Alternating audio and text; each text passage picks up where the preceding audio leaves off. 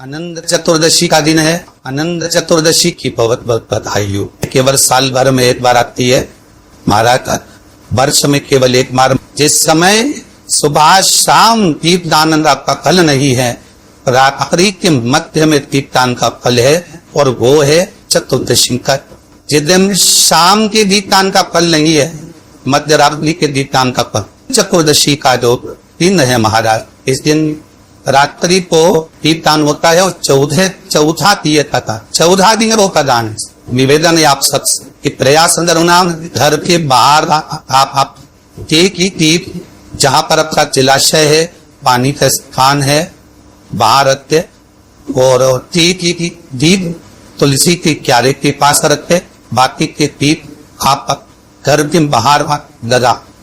14 दिन जिनको ज्यादा रोग हो, बीमारी हो, तकलीफ हो, कोई व्यक्ति वेंटिलेटर पर खड़ा हुआ है, ऑक्सीजन लग रही है, उसके लिए भी ये लोटा पानी, उसमें दूध मिलाकर 5 बेलपत्र रखकर चतुर्दशी के दिन उसके नाम का पानी आप समर्पित कर सकते हैं। अगर मंदिर बंद मिले तो पीपल के पेड़ के नीचे आप चरा सकते हैं। उससे 3 या 4 दिन में आराम लगना प्रारंभ हो जाएगा। निवेदन करूंगा, जिसकी किडनी गड़बड़ हो गई हो, इसका लीवर गड़बड़ हो गया हो, जिसको डायलिसिस चल रहा हो और छूट नहीं रहा हो, चतुर्दशी के दिन नदी के घाट पर, नदी, तालाब, सरोवर, कुआं, बावरी जो हो, उसके तट पर 14 मीप लगाकर पीपल के पत्ते पर शहद डालना, और उसमें एक काली मिर्ची शंकर जी का नाम डालकर बोलकर उसमें जला दे।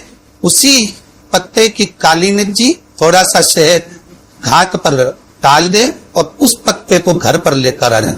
जिसको डॉक्टर ने कह दिया डायलिसिस होगा, हम लीवर गड़बड़ हो रहे हैं, चतुर्दशी के दिन रात्रि को वो 14 दीप लगाकर जब घाट से आए, जिस व्यक्ति को रोग है, बीमारी है, उसको वो पत्ते समेत चटा दे, और फिर जाकर जांच करवाओ, आपको उसका फल प्राप्त हो।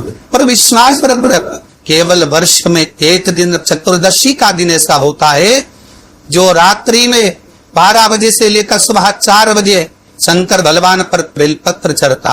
उस बेलपत्र को शहद की शीशी में रखा जाता है। जो बच्चा पढ़ने में कमजोर होता है, बुद्धि से कमजोर होता है, वो शहद कम से कम 2 महीना 3 महीने तक चिकाया जाता है, तब बच्चा बुद्धि और विद्या में तेज हो जाता है। जिसको याद नहीं देता हो, याददाश्त कमजोर हो गई हो, कई बुजुर्ग लोग भी ऐसे हैं जिनको याद नहीं रहता, बेचारी अंगूठी रख के भूल जाती, कई ऐसी ये सामान रख के कहीं चला जाता है। तो चतुर्दशी के दिन आप प्रयास करना है, भगवान शंकर पर बेलपत्र शहद की शीशी में डालना, उसको चाटना। महाराज विवेक बुद्धि तीव्र हो, याददाश्त बनी रहे, याद रहेगा। किसी और वाले महाराज ने कहकर सुनाया था, दुनिया में ऐसा कोई सुख नहीं होगा ना जो 5 के दिन मिली। तो रात 14 दीप लगाकर आप किसी भी कामना से, किसी भी आनंद से इस मंत्र को जपे, बीमारी हो वो उसके लिए, रोग हो तो उसके लिए, लकवा लग गया हो, अगर शरीर कंपायमान हो रहा है, शरीर में पहले से सो गया, तो सरसों का तेल 1 बोतल लेकर घर में जो शिवलिंग है, घर में जो शंकर का शिवलिंग है, उस शिवलिंग पर सरसों का तेल समर्पित कर बेलपत्री चढ़ाकर और इसी मंत्र का जाप कर ओम, सब बोलिए ओम ह्रीं ओम हरिनाथाय नमः शिवाय, ओम ह्रीं ओम हरिनाथाय नमः शिवाय। इस मंत्र का जाप करते हुए आयर पेरलेंसिस की बीमारी भी है, जो शंकर पर सरसों का तेल थाली में रख चना तो मंदिर ले जा सकते, घर में चढ़ा, और उस तेल को बोतल में भरकर सवेरे ब्रह्म मुहूर्त में 4 बजे से पहले रख दे, सूरज की किरण ना पड़े उससे पहले उसको बोतल में भर लो, और बोतल में भरकर जिसको पैरालिसिस की बीमारी, उसकी मालिश 4-5 दिन अच्छी छत के अंदर 5 दिन बाद फोन कर जब बताना कि चला कि नहीं चल, उसको आराम लगा कर ली। इस मंत्र का जाप करते रहे। ऐसा कौन सा रोग जो आज के दिन सिद्ध ना हो, जिनको मिर्गी की बीमारी आती हो, चीत आते हो, में से फेना जाता हो, गिर जाते हो, उसके लिए भी महाराज आज का दिन बहुत उत्तम कार्य। कोई पास में ज्यादा शिव जी का मंदिर हो, शंकर के मंदिर में जिसको ठीक आते हो उसको बिठाकर, और उसी शंकर के मंदिर में बेलपत्र चढ़ाकर पानी की लोटे में डाल ले, थोड़ा थोड़ा सा जल समर्पित कर दे, जल समर्पित कर करता है। यही मंत्र ओम ह्रीं ओम हरिनाथाय नमः शिवाय मंत्र का जाप कर कर वो पानी उस व्यक्ति वो जिसको ठीक आते हैं उसको बेलपत्र चबा चबा कर खिलाएं और उस पानी को धीरे धीरे कर कर पिला दें। अगर आपने सही तरीके से करा तो विश्वास है कि ठिकाना बंद है। ये मंत्र की प्रबलता। आज चतुर्दशी का दिन है, 14 दिए जिस माँ से जिस मन से घर के बाहर लगाए, बच्चों की नेत्र की रोशनी कम हो तो 14 दिए जब थाली में लेकर जाए घर में लगा कर टीके दिए तो उन दियों को बच्चों की चश्मा हटाकर नेत्रों से दर्शन कराए। भगवान 14 दिए जो आप लगा रहे हो चतुर्दशी के दिन करत रहे दिए जी के आप भगवान को समर्पित करें।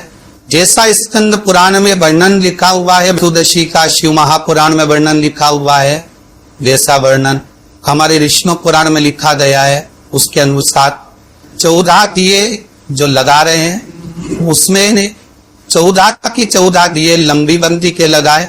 ये भी दिया है बोल बाती का फूल बाती का जो दिया लगाएंगे घी का, उसको 14 दिए में से एक दिया आप निवेदन रहेगा कि घी का दिया आप लगाएंगे 14 दिए में से, तो आप मट्टी का लगाएं चाहे आटे का लगाएं, जिस भी कामना से लगा 14 दिए में से जो आपका कोई व्यक्ति का जो दिया रहेगा उस पर आप थोड़ा सा एक कटोरी तिरछी रखकर देखना, उसमें जो कालोज उस कालोज को दूध में घोल कर देखना।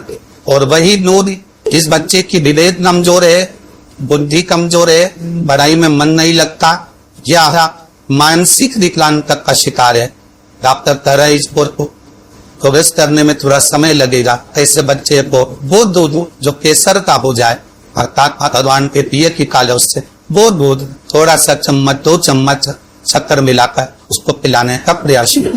दूध में शक्कर मिला लेना, आपके केसर का वो कलर अर्थात वही कालों सा दिए की डालना और उसको सुबह उस बच्चे को जब सुबह का दूध बना उसमें दे, उसके बुद्धि का विवाह प्रबल होगा, विकास आनंद।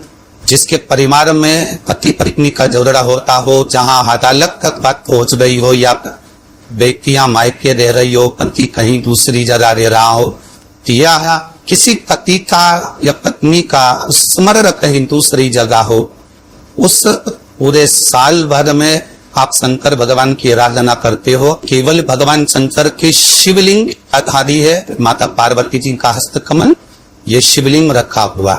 ये जलाधारी में से पानी बहने का स्थान, बीच में मोटी शिलाएंगी जहाँ अशोक सुंदरी विराज कर रही है, राइट में गणेश जी, लेफ्ट में कार्तिकेय जी और कोल जो भाग हो माता जी का हस्तकमल है।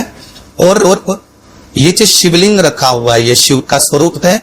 जहां पर भगवान शंकर का शिवलिंग रखा हुआ है उस स्थान पर मात्र जिस सती पत्नी का आपस में विवाद चल रहा हो, अदालत में झगड़ा चल रहा हो, विवाद चल रहा हो, आपस में प्रेम समाप्त हो गया हो, एक दूसरे का सम्मान करना भूल गए हो, बात में झगड़ा करते हो, जरा जरा सी बात में मनमुटाव हो जाता हो, वो केवल एक कच्चे दूध की मात्र उंगली को भिगाकर अगर जहां शिवलिंग रखा हुआ है वहां पर केवल कामदेव और रति शिव और पार्वती का नाम लेकर मात्र उस कच्चे दूध की मात्र उंगली ही फेर देते हैं तो उन पति पत्नी का जिंदगी में कभी विवाद नहीं हो सकता और कभी गलत मार्ग पर वो जा नहीं सकते। 35 साल की हो गए, 30 साल से ऊपर के हो गए, 45 साल के हो गए और जिनका विवाह नहीं हुआ है वो बेलपत्री की मध्य पत्ती पर केवल कच्चा दूध लगाकर ही भगवान शंकर को समर्पित कर देते हैं।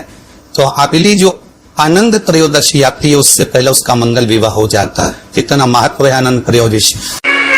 अभी गणेश जी विसर्जन हुए, गणेश जी को जल में विसर्जन किया तो आपके मन में प्रश्न तो खड़ा होगा, आया तो होगा कि गणेश जी के 10 दिन तक बिठाओ, नित्य पूजन करो, ने पाठ करो, ने अर्चना करो, ने 10वें दिन इनके विसर्जन कर दो और वो भी पानी में कर दो, पानी में विसर्जन करो। तो ये कहां लिखा है कि जल में विसर्जन करो? श्रीमद् भागवत पुराण की रचना जब वेद व्यास जी महाराज करने के लिए बैठे, वेद व्यास जी ने सुखदेव जी से कहा कि मैं मंत्र बोलूंगा, मैं श्लोक बोलूंगा, इसको लिखेगा कौन? तो सुखदेव जी ने बोला गणेश जी से विनती करो। गणेश जी से कहा कि आप लिखोगे? गणेश जी बोले मैं लिखने को तैयार हूं, पर बोलते बोलते तुम रुक गए तो मैंने भी लिखना छोड़ दूंगा, उसके बाद मैं भागवत को विराम दे दूंगा, मैं आगे नहीं लिखूंगा। अब वेद व्यास जी बड़े चक्कर में पड़ गए, क्या करें? तो गणेश जी से कहा मेरे श्लोकों में कुछ गड़बड़ी हो सकती है, उसमें से गलती को छांटना पड़ेगा, फिर लिखना पड़ेगा। कितना सुंदर संबोधन श्री वेद व्यास जी ने कहा कि मैं जो श्लोक बोलूंगा आपको लिखने के लिए है, उसमें मैं कुछ गलती करूंगा, उस गलती को छांटना है, तब श्लोक लिखना है। क्यों कहा वेद व्यास जी ने ये बात? गणेश जी भगवान है, वेद व्यास जी कहते हैं मैं तो संसारिक मनुष्य हूं ना, गलती तो कर सकता हूं। गलती कौन करता है? जम के बोलो भगवान गलती करता है क्या? नहीं, गलती कौन करेगा? मनुष्य। गलती मानव करेगा, गलती मनुष्य करेगा। और गलती करने के बाद अगर हमसे अपनी जिंदगी में कोई गलती हो जाती है तो एक बार क्षमा मांगने में कुछ जाता है क्या? प्रणाम करने में कुछ जाता है क्या?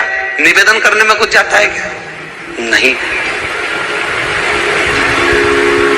गलती हो गई मुझसे, तो गणेश जी लिखते लिखते लिखते लिखते 10 दिन हो गए गणेश जी महाराज को। शरीर में ताप पड़ने लगा गणेश जी महाराज के। वेद व्यास जी ने गणेश जी के हाथ का स्पर्श करा तो शरीर तो तप रहा था।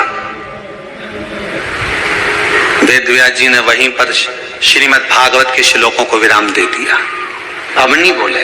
गणेश जी लिखते लिखते लिखते लिखते लिखते लिखते थक गए, ताप पड़ गया, शरीर गर्म हो गया।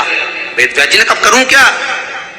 10 दिन से लिख रहे हैं और शरीर पर ताप पड़ रहा है, करा क्या जाए? उन्होंने गणेश जी का हाथ पकड़ा, उठाया और कहा चलो प्रभु हमारे साथ में। वेद व्यास जी गणेश जी को ले गए और ले जाकर शीतल जल में श्री गणेश जी महाराज को बिठा दिया। गणेश जी को पानी के अंदर उनको विराजमान कर दिया कि अब आप ताप को थोड़ा ठंडा कर लीजिए। शीतल जल में बिठाया। उस दिन से नियम हो गया कि 10 दिन गणेश जी बैठते हैं और फिर उनका विसर्जन होता है पानी के अंदर, जल के अंदर। शरीर का ताप मिट जाए।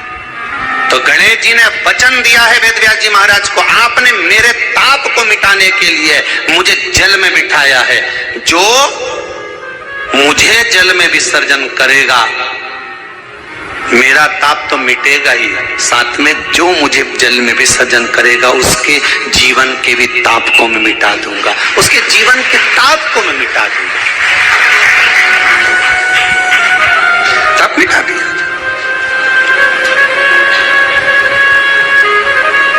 पर करो गणेश जी का विसर्जन, मना नहीं है हो, पर अच्छे से करो रे हो।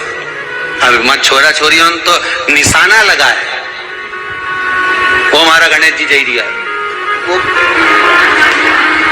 हमारा सबसे आगे पहुंचा तो इधर वाला ने इधर से फेंका, हो गया। ये हमारे धर्म की हंसी उड़ा रहे हैं।